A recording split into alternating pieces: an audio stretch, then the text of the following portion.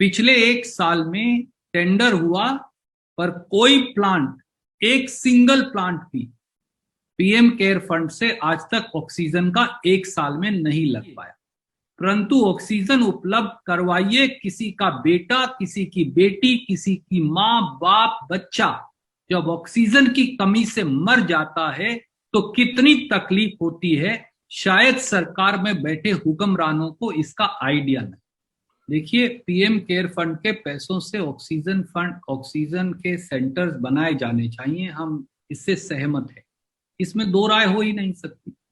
पर आप याद करिए, मार्च अप्रैल 2020 में भी प्रधानमंत्री कार्यालय ने यही घोषणा की थी। पहले कहा कि 50 डिस्ट्रिक्ट लेवल के ऑक्सीजन प्लांट लगाएंगे डिस्ट्रिक्ट हॉस्पिटल में, फिर उनकी संख्या बढ़ा के 75 कर दी थी लगभग अगस्त में 2020 में। क्या मैं आज मोहित जी आपके माध्यम से पूछ सकता हूं, उनमें से एक प्लांट भी लगा एक साल में? पिछले एक साल में टेंडर हुआ पर कोई प्लांट, एक सिंगल प्लांट भी पीएम केयर फंड से आज तक ऑक्सीजन का एक साल में नहीं लग पाया।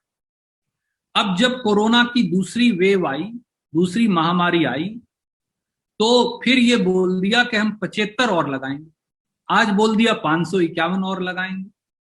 सब कुछ लगाइए तो सही। केवल घोषणाओं से जिनके परिवार का सदस्य मोदी जी मर गया ऑक्सीजन की कमी के बगैर, जिसके परिवार के सदस्य को घर में ऑक्सीजन उपलब्ध नहीं, जो ऑक्सीजन की कमी से तड़प तड़प कर मर रहे हैं, उनके लिए ये राहत नहीं कि आप क्या लगाएंगे 10 साल के बाद या 5 साल के बाद। सवाल यह है कि एक साल में आपने क्या किया, और एक साल में सिवाय जीरो के दिखाने के लिए मोदी सरकार के पास कुछ नहीं।